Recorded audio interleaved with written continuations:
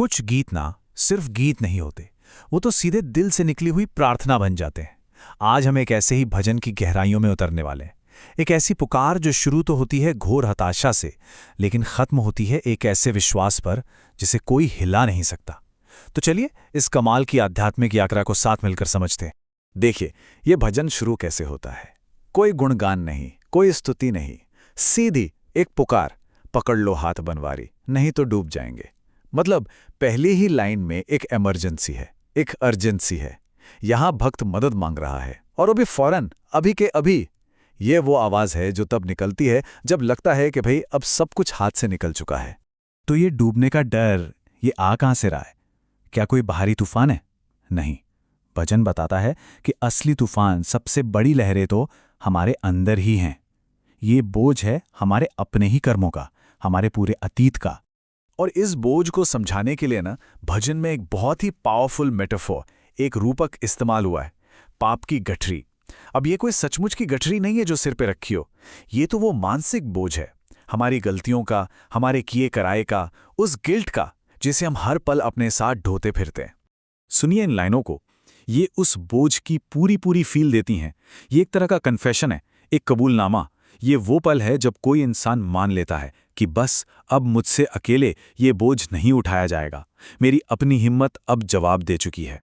तो समझने वाली बात यह है कि पाप की गठरी सिर्फ एक लिस्ट ऑफ मिस्टेक्स नहीं है, ये वो पर्सनल गिल्ट है, वो वजन है जो इतना भारी हो चुका है कि उसे अकेले उठाना अब नामुमकिन लग रहा है।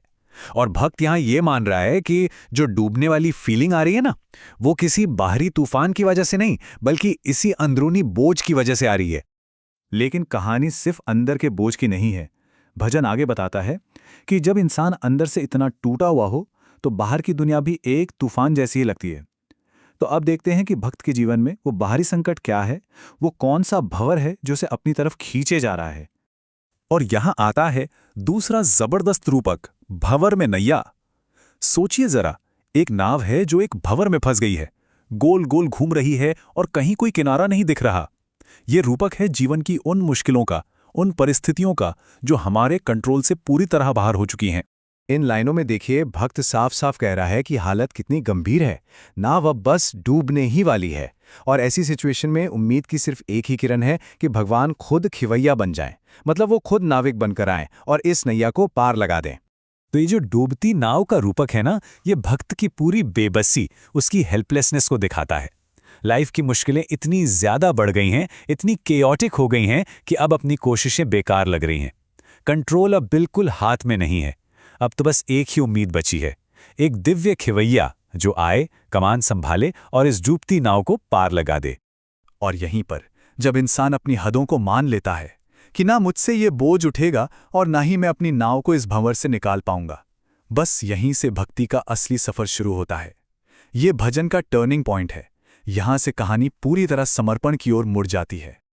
और ये जो लाइन है ना, ये इस भजन का दिल है, इसकी धड़कन है। तुम्हारे ही भरोसे पर जमाना छोड़ बैठे हैं। समझिए, ये सिर्फ मदद की गुहार नहीं है, ये एक डिक्लेरेशन है, एक घोषणा। ये कहना है कि अब दुनिया से, लोगों से, अपनी खुद की ताकत से, हर चीज से भरोसा उठ चुका है। अब अगर कोई सहारा है तो वो बस ईश्वर है। ये कोई छोटा मोटा फैसला नहीं है। जरा सोचिए, एक तरफ है पूरी दुनिया, उसका सपोर्ट, उससे जुड़ी उम्मीदें, भक्त ने वो सब कुछ पीछे छोड़ दिया है। और दूसरी तरफ क्या है? सिर्फ एक भरोसा, एक दिव्य भरोसा। ये दिखाता है कि ये जो सरेंडर है, ये आधा अधूरा नहीं है, ये टोटल एंड फाइनल है। और अब हम पहुंचते हैं भजन के उस पीक पर, उस शिखर पर, जहां भक्ति एक बिल्कुल ही अलग लेवल पर पहुंच जाती है। यहां भक्त अब सिर्फ मांग नहीं रहा, बल्कि अपने विश्वास के दम पर एक दावा कर रहा है। ये एक तरह से भगवान के सम्मान को दी गई एक प्यार भरी चुनौती है। ये लाइन सुनकर शायद थोड़ा झटका लगे।